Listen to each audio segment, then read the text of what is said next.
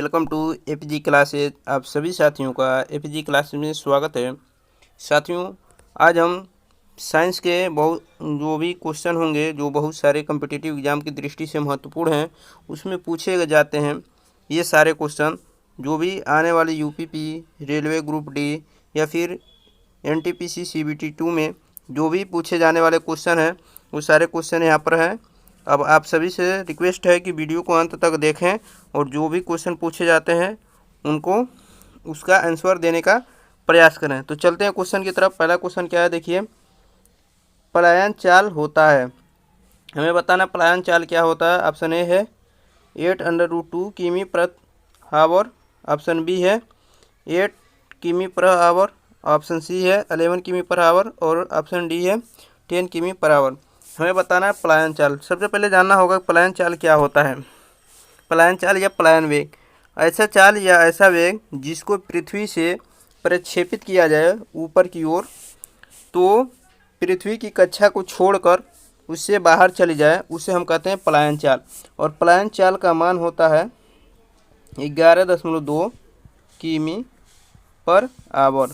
ठीक है, तो हमें बताना है कि पलायन चाल कौन सा होता है। तो हमने बताया कि 11.2 किमी पर आवर होता है। तो इसमें आपका बी वाला ऑप्शन नहीं होगा, सी भी नहीं होगा और डी भी नहीं होगा। तो कौन सा ऑप्शन होगा? ऑप्शन ए जो होगा आपका 8.2 किमी पर आवर या फिर 11.2 किमी पर आवर होता है। ठीक है, क्योंकि 8.2 का मान जब रख के 8 का गुणा करेंगे तो आपका मान आएगा 11.2 किमी पर आवर। तो ये पलायन चाल होता है। ठीक है, बढ़ते हैं नेक्स्ट क्वेश्चन की तरफ। नेक्स्ट क्वेश्चन क्या है देखेंगे। देखिए, नेक्स्ट क्वेश्चन है आपका, अस्थि को अस्थि से जोड़ती है। Option A tendon, option B है लिंगामेंट, ऑप्शन सी है स्टेप्स और ऑप्शन डी है मांसपेशियाँ।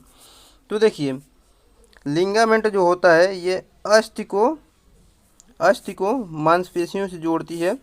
टेंडन जो होता है ये अस्थि को हड्डियों को मांसपेशियों से जोड़ने का काम करती है टेंडन। स्टेप्स जो होती है कान की सबसे छोटी हड्डी होती है। ठीक है, और लिंगामेंट जो होता है ये अस्थियों को अस्थियों से जोड़ने का कार्य जो करता है वो लिंगामेंट करता है। ठीक है, बढ़ते हैं नेक्स्ट क्वेश्चन की तरफ। नेक्स्ट क्वेश्चन देखेंगे। नेक्स्ट क्वेश्चन है आपका, आकाश का रंग नीला दिखाई देने का कारण है। ऑप्शन ए है ध्रुवण, ऑप्शन बी है प्रकीर्णन, ऑप्शन सी है अपवर्तन और ऑप्शन डी है परावर्तन। तो हमें बताना है कि आकाश का रंग जो नीला दिखाई देता है उसका क्या कारण है। तो देखिए, आकाश का रंग नीला दिखाई देने का जो कारण है वो प्रकाश का प्रकीर्णन होता है, जो ऑप्शन बी है प्रकीर्णन के कारण ही आकाश का रंग नीला दिखाई देता है। और ये भी क्वेश्चन पूछा जाता है कि अंतरिक्ष यात्री को आकाश का रंग कैसा दिखाई देता है। तो अंतरिक्ष यात्री को आकाश का रंग काला दिखाई देता है, क्योंकि अंतरिक्ष में आप जानते हैं वायुमंडल के बाहर जो है वो धूल के कण नहीं होते हैं, जिससे प्रकाश क्या होती है टकराकर बिखरती नहीं है, सीधे पृथ्वी पर आ जाती है, जिसके कारण अंतरिक्ष यात्री को आकाश का रंग काला दिखाई देता है। बढ़ते हैं नेक्स्ट क्वेश्चन की तरफ। नेक्स्ट क्वेश्चन देखेंगे। नेक्स्ट क्वेश्चन आपका क्या है, देखिए आपका क्वेश्चन क्या है कि रंग उड़ाने का कार्य करता है। हमें बताना है रंग उड़ाने का कार्य कौन करता है। Option A NH3 ammonia, option B है CH4 मीथेन, ऑप्शन सी है SO2 सल्फर डाइऑक्साइड और ऑप्शन डी है C2H2 जिसको एथिलीन कहते हैं। तो हमें बताना है कि रंग उड़ाने का कार्य कौन करता है। जैसे फूलों का रंग उड़ाना हो या फिर कपड़ों का रंग उड़ाना हो तो उसके लिए हम किसका प्रयोग करते हैं। तो देखिए, जो आपका सल्फर डाइऑक्साइड होता है इससे हम कपड़ों का या फूलों का रंग उड़ाते हैं।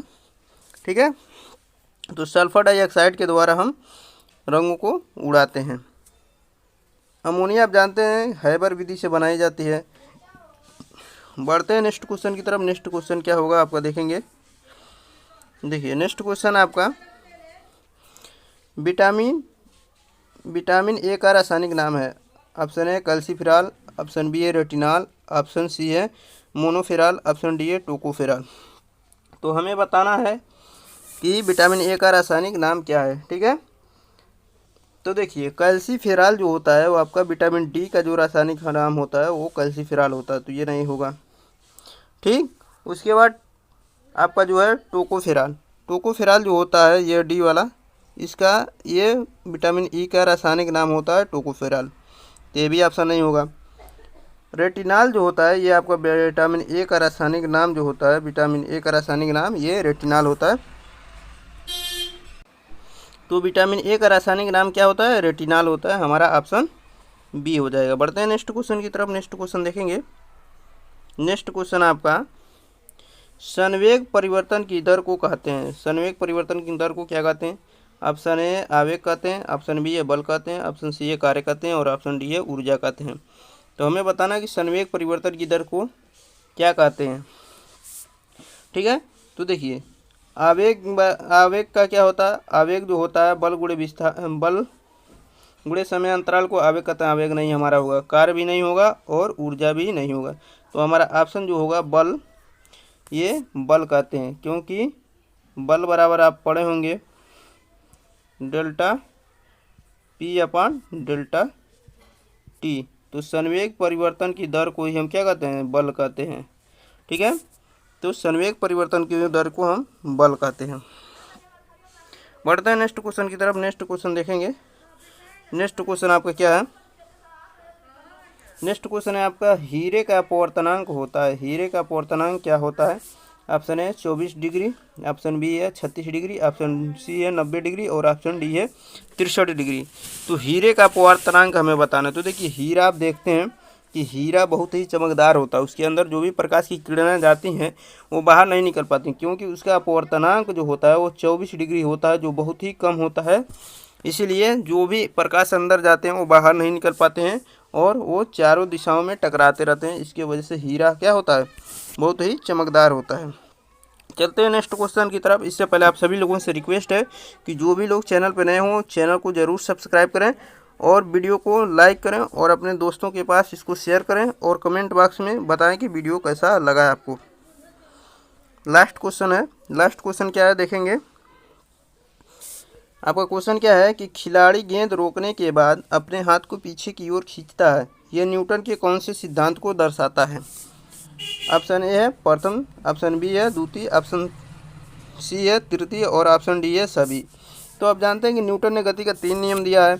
पहला नियम जो है वो जड़त्व का नियम होता है, दूसरा बल का नियम और तीसरा जो होता है क्रिया प्रतिक्रिया का नियम दिया था न्यूटन ने। तो हमें बताना है कि खिलाड़ी जो है गेंद को रोकने के बाद आप देखते हैं कि वो अपने हाथों को पीछे की ओर खींचता है, ये न्यूटन के कौन से सिद्धांत को दर्शाता है? तो देखिए ये न्यूटन के द्वितीय सिद्धांत को दर्शाता है। ठीक है, न्यूटन का जो दूसरा सिद्धांत है उसको दर्शाता है। ठीक है ना, अभी आप पढ़े हैं कि F equal to delta P upon delta T. ठीक है ना, अब जैसे ही समय आप बढ़ाएंगे अपने हाथ को पीछे की ओर खींचते हैं तो समय का मान जो होता है वो बढ़ जाता है, और जब समय का मान ये बढ़ेगा तो जो हमारे हाथ पर बल लगेगा वो क्या होगा? कम होगा। इसीलिए खिलाड़ी गेंद को रोकने के बाद अपने हाथ को पीछे की ओर खींचता है ताकि उसके हाथ में चोट न लगे और आसानी से बॉल को कैच किया जा सके। ठीक है ना, प्रथम नियम आप जानते हैं जड़त्व का नियम दिया था, और तृतीय नियम जो है क्रिया प्रतिक्रिया का नियम है, जिसको संवेग संरक्षण का नियम भी कहते हैं, जिसके सिद्धांत पर रॉकेट वगैरह प्रक्षेपित किया जाता है। तो यहीं पर क्वेश्चन को समाप्त करते हैं और मिलते हैं नेक्स्ट वीडियो में। तब तक के लिए अपना ख्याल रखिए और वीडियो कैसा लगा कमेंट बॉक्स में ज़रूर बताइएगा। मिलते हैं नेक्स्ट वीडियो में। धन्यवाद।